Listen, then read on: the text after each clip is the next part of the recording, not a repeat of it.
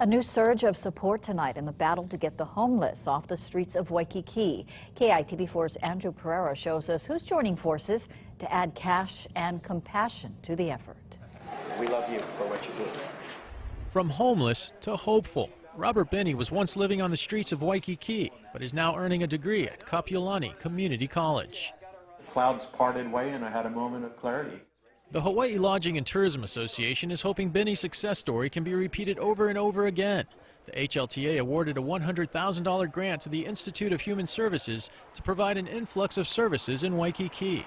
When IHS came to us with a plan of action tailored to address the homeless situation in our Waikiki community, we were pleased and we immediately pledged our support.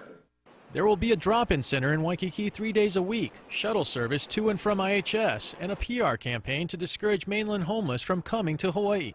The best and brightest IHS outreach workers will man the front lines after a similar and successful surge in Wahiawa and the North Shore.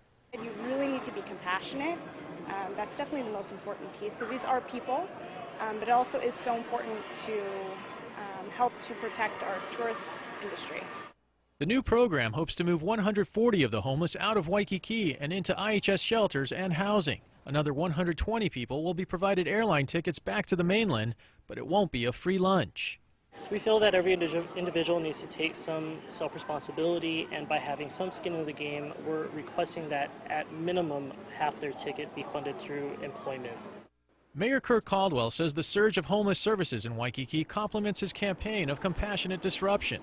The latest effort, these signs that'll announce the closure of Fort DeRussy Beach from 2 a.m. to 5 a.m. We'll mirror what's happening in Waikiki, so there's consistency. We want to make sure there's not confusion. Before unveiling park closure hours here at Fort DeRussy, the mayor must get approval from the 9-member Parks and Recreation Advisory Board. Caldwell is also seeking a nod from the Waikiki Neighborhood Board, which could vote on the matter as soon as tonight. Robert Benny supports the renewed focus in Waikiki and says he now has a new lease on life. I'm deeply grateful to IHS, and the whole thing for me is to start work.